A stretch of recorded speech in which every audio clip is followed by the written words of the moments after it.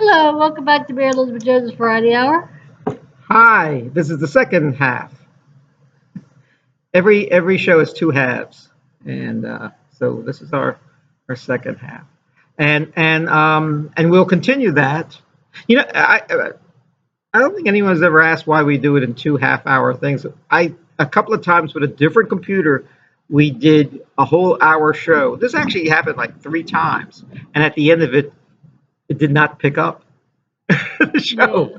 So we had to do the whole show again. And so that, we don't have it's just a conversation we have. So we said, well, if it doesn't pick up, we only missed a half hour we could do again. We don't have to do the whole hour again. So there's lots of it. But usually when you do that a second time, guess what happens? What happened? The second time you do it is usually better. Yeah. Yeah. That's why you should never worry about your girlfriend leaving you. You should never worry about being fired from a job, because what's the worst that could happen? Right. You get a better girlfriend. You get a better job where someone who appreciates you. So that's what you do. I got to tell you, I'm very excited. I'm on a roll right now. Everything is working out for me. Soon the bottom's going to fall out. But for now, I'm very excited about my car. My car passed inspection last week, and that is so exciting. My car passed inspection. It looks like a hot rod, my car, but it's not really a hot rod. It's not any fancier than most cars, but it's red and it has two doors, so everyone thinks it's a sports car, but it's not. But it's an older car, and it hasn't given me any trouble.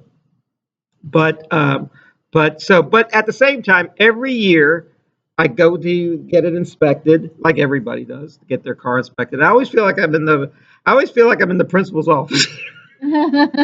Oh gosh, how much is it going to cost me? What are they going to find wrong? So I went to this place. Usually when I go to a mechanic in the morning, they say, "Oh, we have too many cars. You'll have to bring it back tomorrow, or leave it overnight or something." I thought, okay.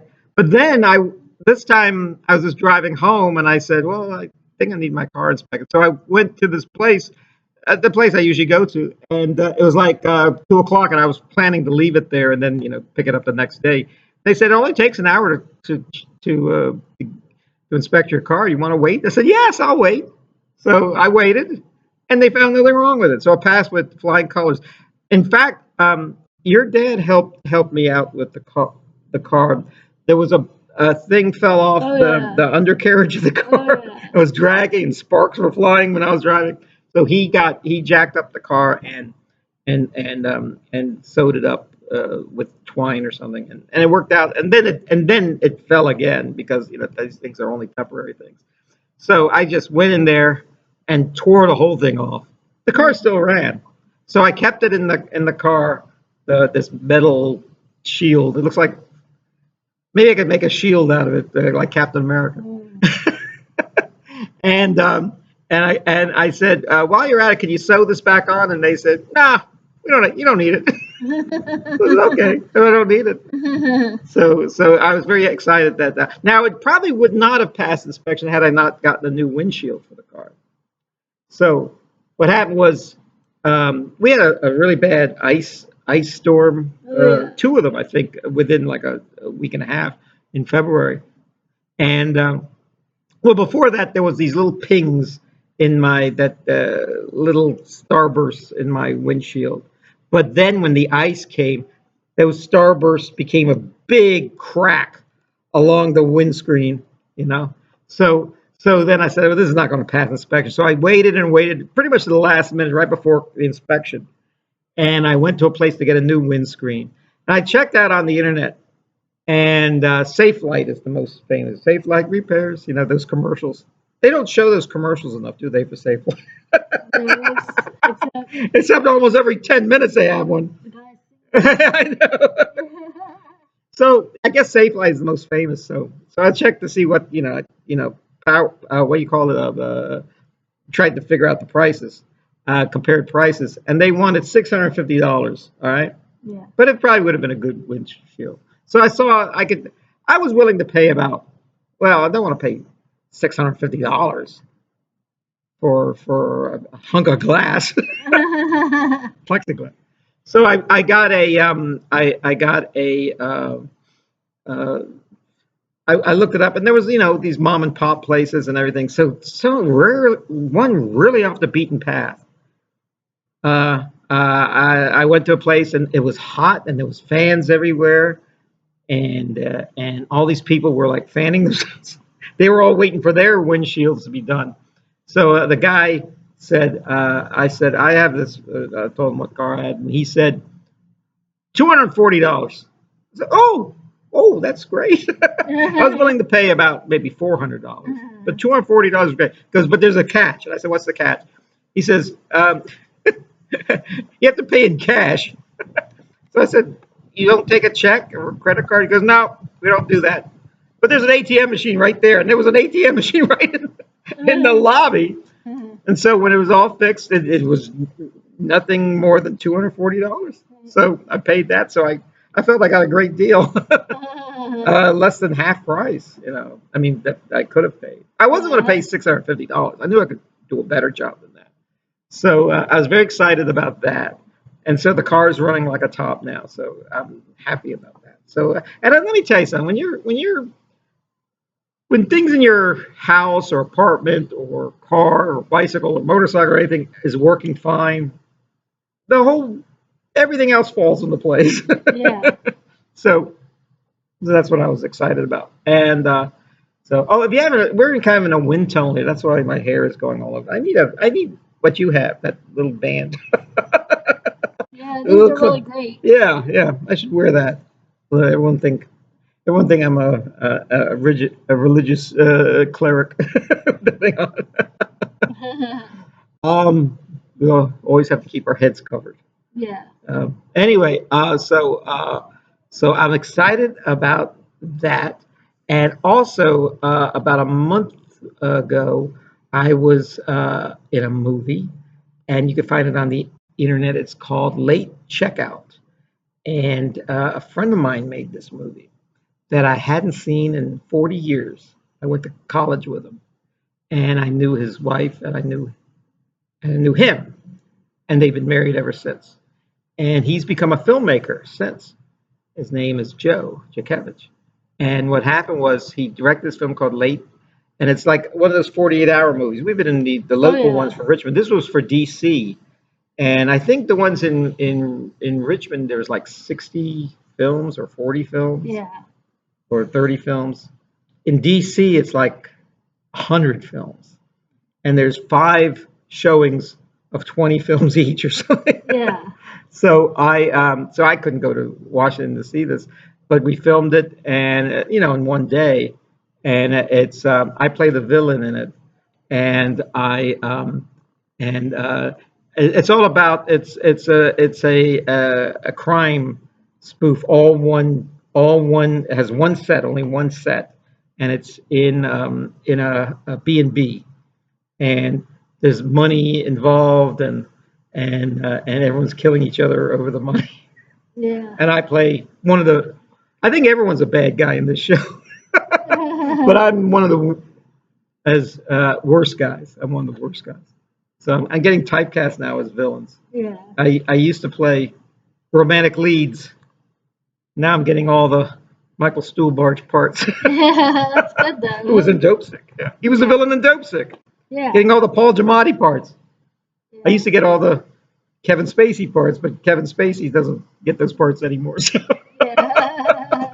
so anyway, it's a type. I always joke, if you need a guy in a 3-piece suit being let out of a skyscraper in handcuffs, that's the parts I play. And in fact, we're going to be making a film coming up. And but by the way, I hadn't seen my friend in 40 years. I saw his wife. She's an artist. Her name is Julia.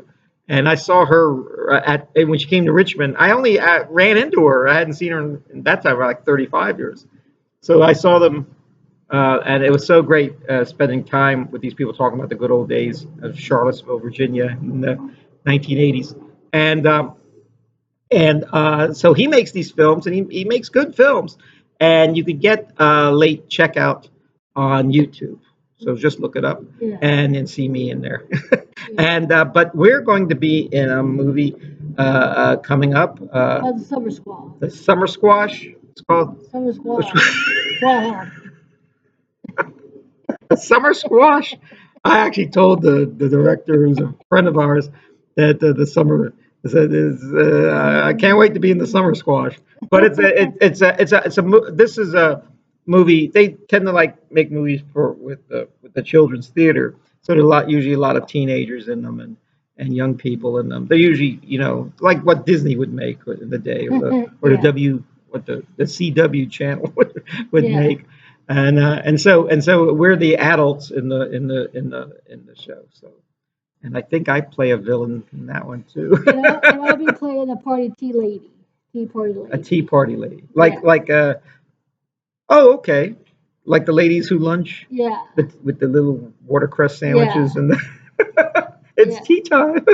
Yeah. Did you have a tea set when you were a kid?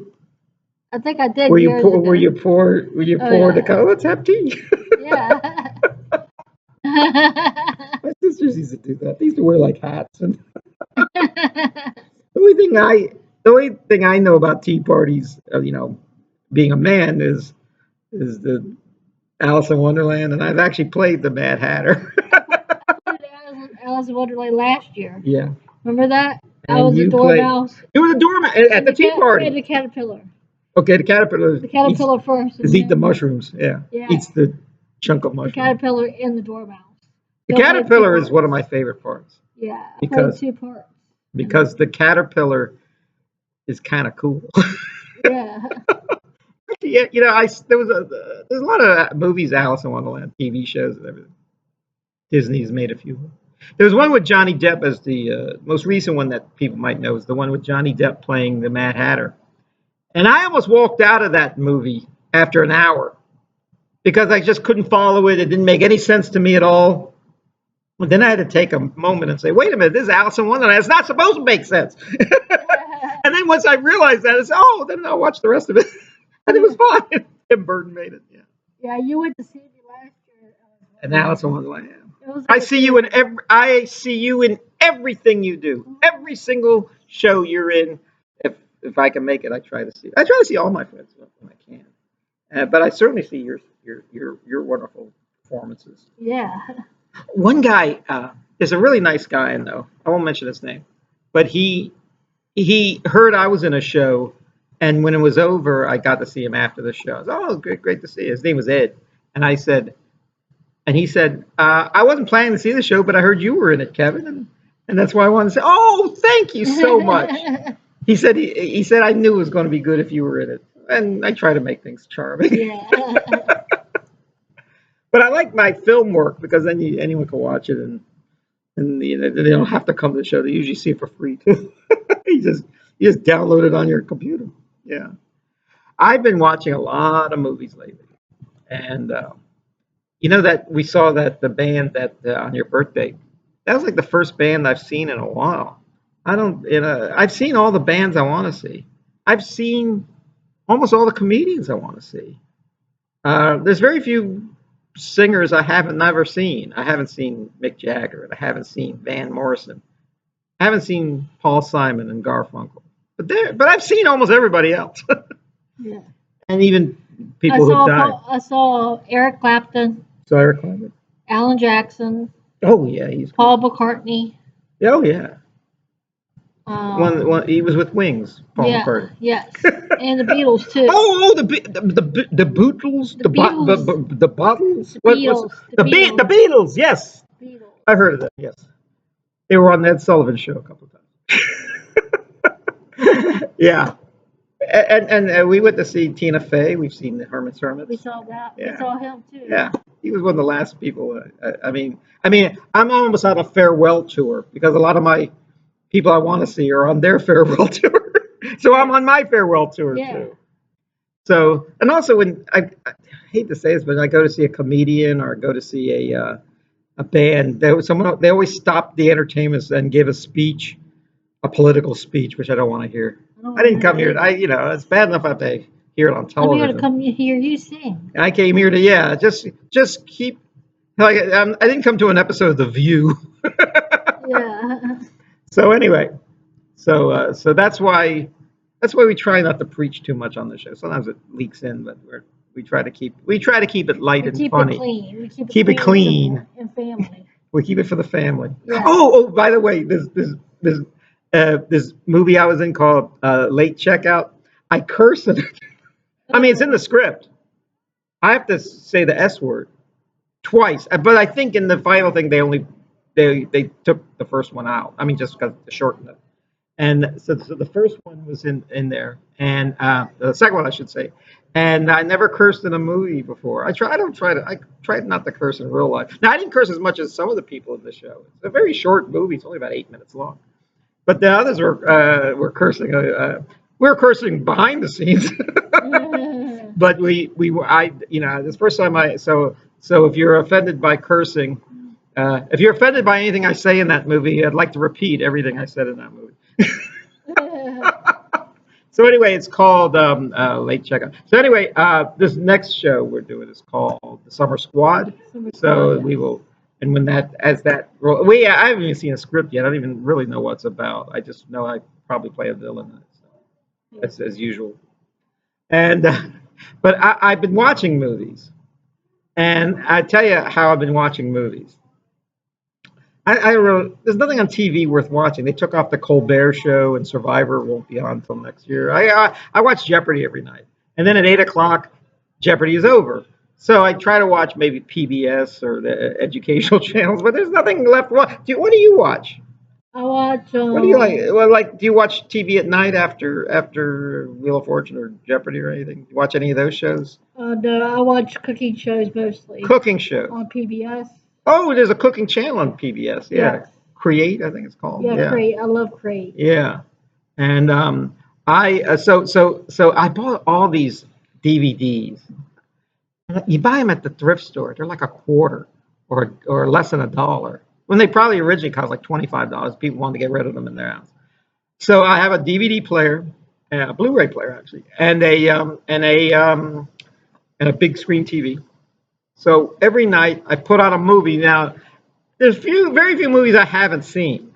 I see every movie, but a lot of these movies I only saw the one time, and then either liked them or didn't, but never saw them a second time. There's so many more movies to watch. I can't spend all my time watching them a second. A lot of these movies I see a second time to see if I missed anything the first time. And we could talk a little bit about these movies. Now we were talking about Rocky in Philadelphia. This is a movie he made called Cliffhanger. Cliffhanger, yes.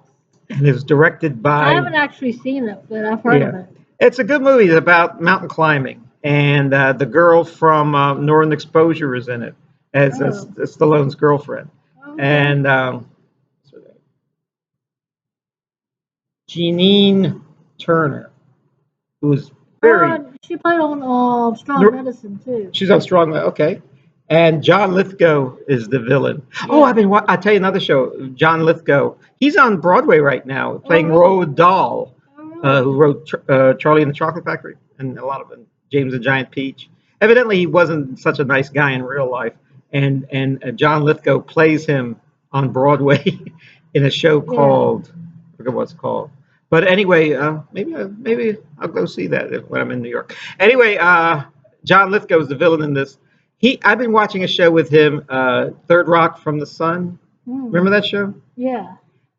I didn't really pay too much attention to that show when it was on, and it's a very funny show. So I'm sure it's probably old news to you if you've already seen it, but it's a very silly show. There's a lot of funny jokes, and it moves at a whizzy bang pace. The show. So, but this movie is very good. Let me get back to talking about Cliffhanger. And it's directed by, I got his name already, Rennie Harlin, and who was from Finland. And he was once married to Gina Davis, and he directed a lot of movies in the 80s. And he doesn't really make too many movies anymore. I think he still makes movies. He tends to make action. He made one of the Die Hard films, and he made that type of movie. And Cliffhanger is pretty good. Stallone usually makes a good action film.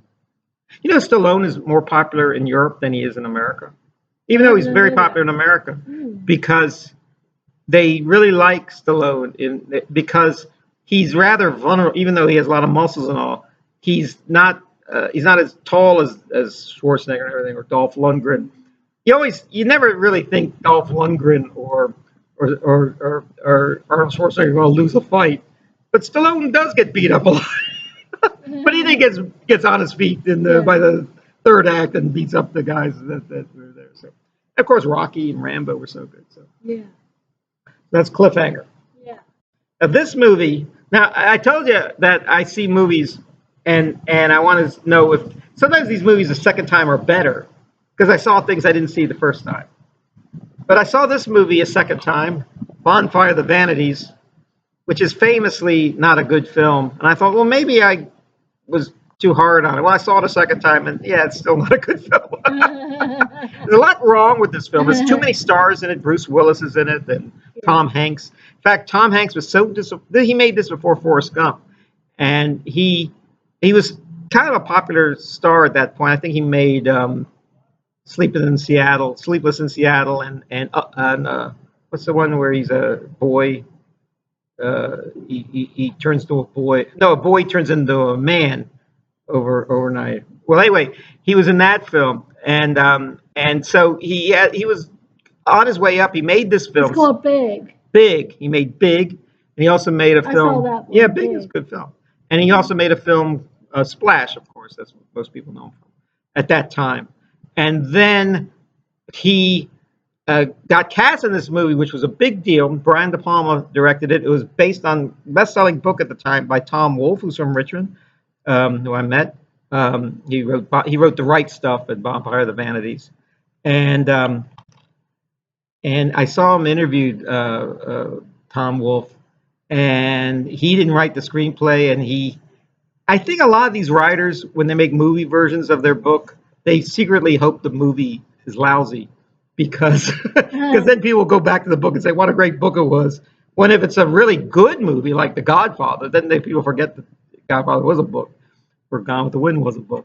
But Bonfire of the Vanities, in fact, it was so, this movie was such a bomb that Tom Hanks fired his whole agency and went with someone else, and they got him parts in Philadelphia and Forrest Gump and all the films that he's made since. So he did the right thing. And the acting is good. Melanie Griffin is in it, whose mother was Tippi Hedren, and his daughter is Dakota. Yeah, and the Birds. Not Dakota Fanning. Dakota Johnson is her daughter. And Bruce Willis, of course, is in it. And there's even cameos by Alan King, the comedian, and Geraldo Rivera has a cameo in it. Right. So, it's a star-studded film, but it's you kind of expected more from Brian De Palma. Yeah. I don't know why Morgan Freeman's in this movie, and it's a roll of dice with this movie. So check it out. Yeah. Anyway, you like the radio? I do, yes. Yes. We went to a radio, like a radio play. Yeah, my best friend was in it, and her boyfriend was in it too. And it was, what was it? My Favorite Wife. My Favorite Wife, which was a radio show, and it was also a movie with Cary Grant. And well, anyway, they do these. I think we're going to try to get in one of them next time. Yeah. And this is a movie. It's all about the radio, a radio show called The Prairie Home Companion. And this movie is famous for being Robert Altman, who made MASH and Nashville, a lot of good movies, a lot of great movies, actually. Long Goodbye, McCabe and Mrs. Miller. I mean, just a lot of good movies. The Player. And he always got good actors. Popeye made. This one is his last film. He was so old when he made it that he had to have an assistant director help him, and the assistant director who helped him was Paul Thomas Anderson, who just won the Oscar for directing One Battle After Another, and directed a lot of good movies himself. So Meryl Streep is in it, and Kevin Kline is in it, Tommy Lee Jones is in it, Woody Harrelson, a lot of good people are in this movie. It's of course Garrison Keillor wrote it, and he plays himself in it. It's about a radio, the last radio program of this show, which not sure. I think they should still show the reruns on the radio, on the educational channels and the public radio, NPR, at those channels. And Lindsay Lohan is in it. Lindsay Lohan is a lot of people say this is her best movie. She's a good actress, you know her from Freaky Friday and everything.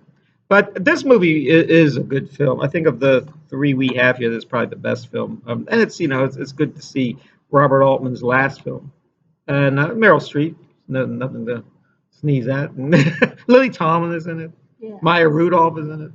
And so check this out if you get a chance. The Prairie Home Companion. And it's a bit of a comedy too. A lot of good music in it. A lot of and it's all about a theater in Minnesota with a radio show. With the sound effects and the.